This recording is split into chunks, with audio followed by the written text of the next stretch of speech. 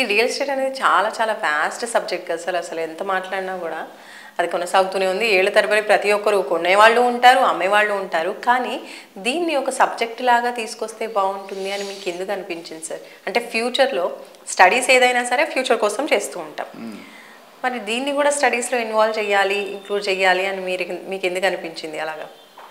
అంటే నేను అంతకుముందు కూడా చాలా ఎపిసోడ్లో చెప్పాను. నేను దాదాపు 15 ఛానల్స్లో మాట్లాడతాను, యూట్యూబ్ అండ్ సాటిలైట్ ఛానల్స్లో. నేను ఇల్లు కొనుక్కునేటప్పుడు నేనే మోసపోయాను. ఇది 25-30 ఇయర్స్ బ్యాక్. సో మోసపోయినప్పుడు ఏమనిపించింది అంటే, నాలాగే ఇంకా పబ్లిక్ మోసపోకూడదు. అలా మోసపోకూడదని మీరు 10,000కు 11,000కు పైగా మీలాంటి ఎక్స్పర్ట్స్ని తయారు చేస్తూ ఉన్నారు. అయినా మళ్ళీ స్టడీస్లో ఇన్వాల్వ్ చేయడం ఏంటి? ఇది ఎన్నటికీ తరగని మమత ఒక పాటలో ఉంటుంది. అంటే ఇది ఎంత చదివినా ఎప్పుడు నేను 30 సంవత్సరాలు బట్టి ఇండస్ట్రీలో ఉన్నాను, స్టిల్ ఐఎమ్ లెర్నింగ్.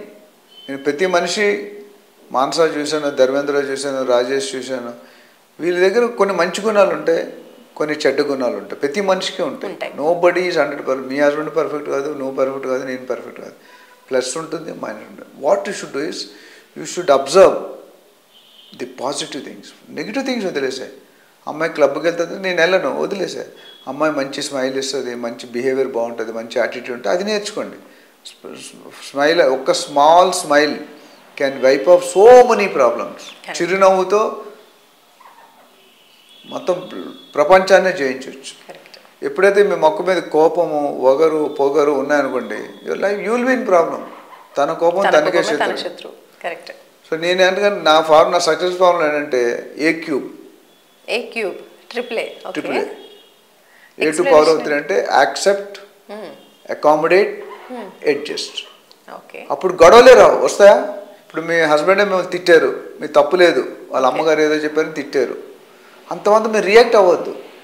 ఓకే, ఏదో ఇన్పుట్ వెళ్ళింది ఆయనకి, కూల్ మైండ్లో అడగండి. మీరు చెప్పింది తప్పు అంటే వింటారు. అప్పుడు నువ్వు నేను ఇచ్చేస్తా, విడాకులు ఇచ్చేస్తా అంటే ఎవరికి లాస్? మీకే loss.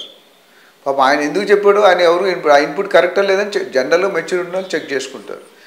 Biggest challenge in the life ఏంటి తెలుసా? వైఫ్ని మదర్ని మేనేజ్ చేసేవాడు మంచి మనిషి. చాలా వరకు ఈరోజు ఫ్యామిలీలో అది జరగట్లేదు. అయితే వన్ సైడ్ భార్య వైపు ఉంటారు, లేదా అమ్మ సైడ్ ఉంటారు. రెండు పక్కన ఉండడం చాలా కష్టం. ఇంట్లో చేయించాడు, బయట చేయించలేడు. ఇది పక్క. ఇంట్లో వెళ్ళేటప్పుడు వైఫ్ హ్యాపీగా పంపిస్తాడు, పాయింట్ సక్సెస్ అవి వస్తాడు. ఇంట్లో ఏడుస్తూ పంపిస్తారు కొంతమంది. ఎందుకు పంపిస్తారని నేను మాట్లాడను, చెప్తున్నా. సో ఈ ఫార్ములాని కానీ మైండ్లో పెట్టుకుంటే ఇది లైఫ్ రిలేటెడ్ కాదు, ఏ డిపార్ట్మెంట్ అయినా యాక్సెప్ట్, అకామిడేట్, అడ్జస్ట్. నా సక్సెస్ ఫార్ములా అది. ఎంతోమంది తిడతారు, ఎంతోమంది తిట్టుకుంటారు. ఏ సీఎం వచ్చినా తిట్టుకుంటూ ఉంటాం మనం. ఎంత మంచి సీఎం వచ్చినా తిడతాం. అది ఇప్పుడు ఎంతమంది సీఈఓగా ఉంటాడు, సీఈఓగా 1000 మందిలో 200 మంది తిట్టేవాళ్ళు ఉంటారు. That is the nature of the business. ఇప్పుడు మిమ్మల్ని కూడా మీరు అంత స్మైల్ చేసిన కొంత మీకు కూడా కొన్ని హార్డ్షిప్స్ ఉంటాయి, కొన్ని రిగ్రెట్స్ ఉంటాయి. అంత లైఫ్ మానేస్తారా? మానేరు కదా. ఎవరో ఏదో అన్నారని ఇప్పుడు ఏదైనా ఒక హస్బెండ్ తప్పు చేస్తుంటే భార్యది కూడా ఈక్వల్ రోల్ ఉంటుంది. ఏదైనా భార్య తప్పు చేస్తుంటే హస్బెండ్ కూడా ఈక్వల్. నా ప్రకారం మేబీ నేను పాలసీ చెప్పాను కదా, ఫిలాసఫీ చెప్తున్నా. This is a real fact. So మనం ఎత్తుక్కునేటప్పుడు మాత్రం ఏజెంట్ గురించి చాలా టైం స్పెండ్ చేయడం మంచిది. ఆ టైం స్పెండ్ చేస్తే ముందు టైం చేస్తే తర్వాత మీ జర్నీ హ్యాపీగా ఉంటుంది. లేకపోతే టికెట్ లేని ప్రయాణం ఇక్కట్లు. ఇప్పుడు ఆ ప్రాబ్లం కూడా లేదు, మహిళలు టికెట్లే లేవని ఫ్రీ టికెట్ ఈజీగా వెళ్ళిపోవచ్చు, ఎక్కడికి వెళ్ళిపోతారు. రైట్. సో కరెక్ట్ సెలెక్షన్ గురించి అన్నారు కాబట్టి ఇక్కడ మనం లొకేషన్ సెలెక్షన్ గురించి మాట్లాడుకుందాం సార్. ఒక లొకేషన్ని కరెక్ట్గా ఎలా వాళ్ళు అనలైజ్ చేయొచ్చు? ఇప్పుడు ఇక్కడ మనం ఇన్వెస్ట్ చేసాము, ఒక ఫ్యూచర్లో 5 ఇయర్స్లోనో 10 ఇయర్స్లోనో మంచి మనకి రిటర్న్స్ అనేవి వస్తాయి అనేది వాళ్ళు ఎలా ముందే గ్రహించవచ్చు? ఇది ఒక రీసెర్చ్, ఇది పిహెచ్డి సబ్జెక్ట్ అమ్మా. నువ్వు అన్ని డిగ్రీ 10th క్లాస్లో అడిగినట్టు అడిగేస్తున్నావు.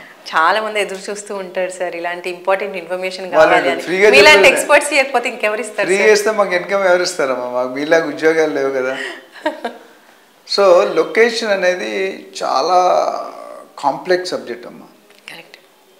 ఇప్పుడు ఒక బయ్యర్ ఉన్నారంటే ఒక 4 ఎందుకు ఈ క్వశ్చన్ అడిగానంటే, ఇప్పుడు టీవీ ఆన్ చేసినా సోషల్ మీడియాలో ఏది చూసినా కూడా మా ప్లేస్లో కొనండి, ఈ ప్లేస్లో కొనండి, శాండల్వుడ్ ఫార్మింగ్ అంటారు, ఒక్కొక్కరేమో ఇంకోటి ఫ్రూట్ ప్లాంటింగ్ అంటారు. ఇప్పుడు కొనండి, 10 ఏళ్ల తర్వాత మీకు చాలా మంచి ఏమంటారు రిటర్న్స్ వస్తాయి అని చెప్తుంటారు. ఇలా చాలా చాలా చెప్తున్నప్పుడు ఒక పర్సన్ ఒక ప్లేస్లోనే కొనగలుగుతాడు. కానీ అక్కడ ఆప్షన్స్ ఒక 10-12 కనిపిస్తున్నాయి. అందులో కరెక్ట్ సెలెక్షన్ అనేది ఎలా చేసుకోవాలి అనేది కొంచెం కష్టమైన విషయమే. దానికి ఒక సొల్యూషన్ ప్రొఫెషనల్ ఏజెంట్ అపాయింట్ చేసుకోవడం ఒక సొల్యూషన్. రెండోది మీ సొంతంగా మీరు చేసుకోవాలనుకుంటే what you should do is ఆ లొకేషన్కి వెళ్ళినప్పుడు లొకేషన్స్ ఒక 3-4 లొకేషన్స్ చూడండి. ఓకే. ఆ బిల్డర్ గురించి తెలుసుకోండి. ఓకే.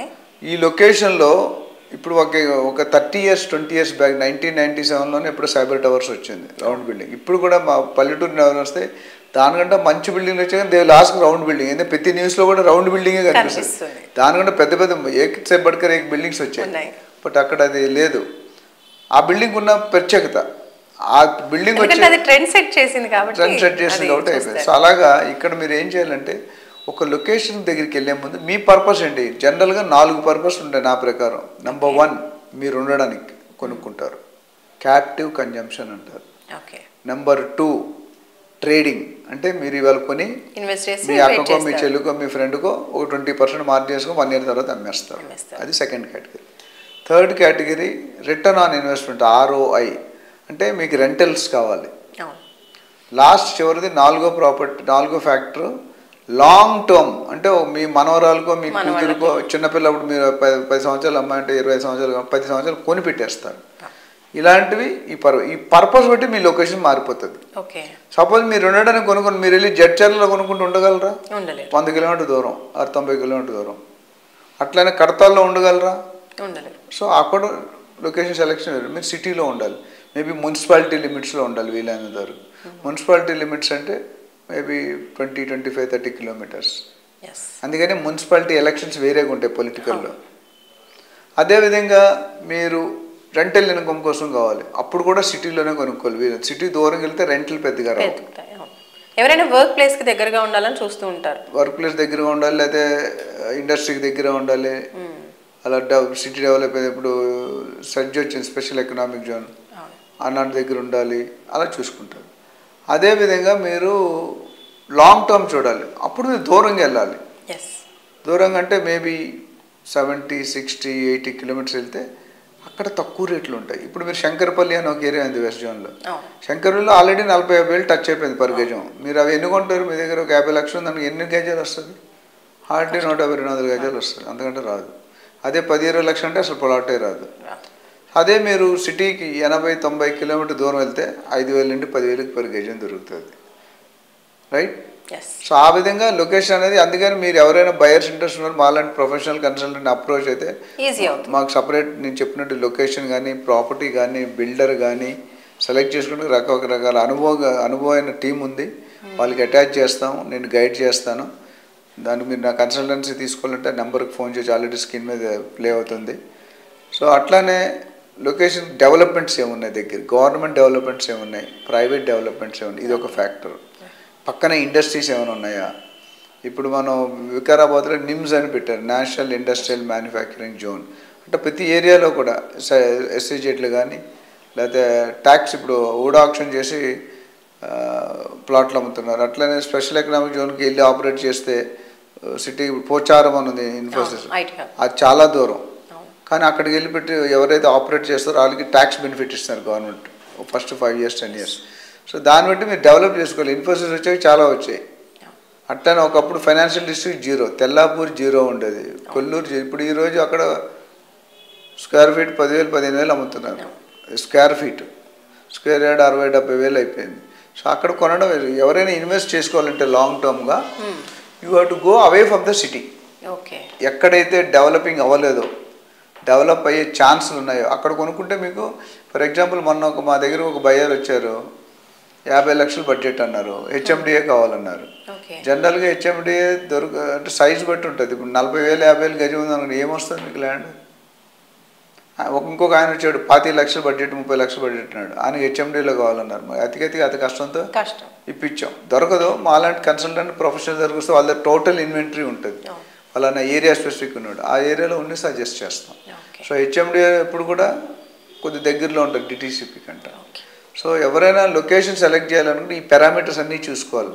అండ్ సార్ ఇక్కడ ఒక చిన్న డౌట్ ఏంటంటే, అంత దూరం వెళ్ళి కొనుక్కుంటే కష్టం కదా, అంటే ఫ్యూచర్లో మనం వెళ్ళి కూడా అక్కడ ఉండలేము, అంత దూరం ఎక్కువ డబ్బులైనా సరే నియర్ బై తీసుకుందాము అన్న ఆలోచన ఉంటుంది. అది ఆ మైండ్ సెట్ నుండి మీరు బయటకు వచ్చేసండి. అది ఒకప్పుడు మాట, ఏక్ జమానా మే థా ఇప్పుడు అందరూ కొంటున్నారు. ఇప్పుడు సపోజ్ ఒకప్పుడు మనకి సికింద్రాబాద్, హైదరాబాద్, బంజారా హిల్స్ కూడా లేదు. మెయిన్ సిటీ మనకి అబిడ్స్, బేగంపేట, తిరుమలగిరి, మారేడుపల్లి ఇవి ఉండేవి. కానీ ఈరోజు సికింద్రాబాద్ నుండి తెల్లాపూర్ ఎంత దూరం? 30 కిలోమీటర్ 40 కిలోమీటర్ ఉంటుంది. అప్పుడు అక్కడ అమ్మినప్పుడు పిచ్చోడా అక్కడ కొంటున్నాడు అనేవాడు. బట్ ఇప్పుడు Tellapur better than old city అయిపోయింది. డెవలప్ అయిన సిటీ అంతా ఓల్డ్ అయిపోతుంది, ఇప్పుడు కొత్త సిటీ అంతా డెవలప్ అవుతుంది. ఇప్పుడు బేగంపేటకి వాల్యూ లేదు, ఎయిర్పోర్ట్ తీసింది అక్కడ వాల్యూ మాత్రం లేదు. కరెక్ట్. అబిడ్స్ ఇప్పుడుగా ఉండదు, అబిడ్స్ మించిపోయిన బజార్లు వచ్చేసాయి. కోటి అన్నీ మాస్ అయిపోయినాయి, క్లాస్ వచ్చేసాయి ఇప్పుడు అన్నీ.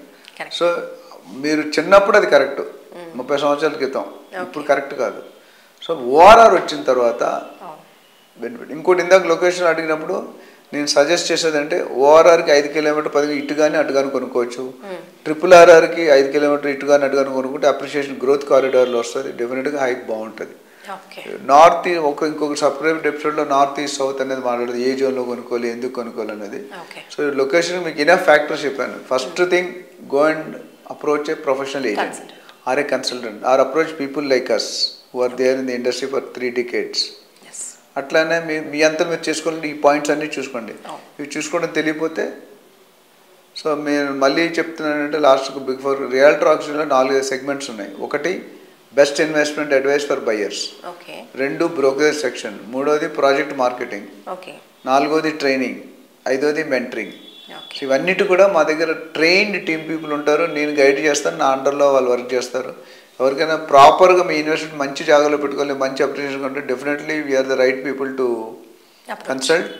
And if you want approach, please call that number. Our coordinator will explain you what are the process, what is the formalities, how you should go ahead అనేది గైడ్ చేస్తారు. ఓకే.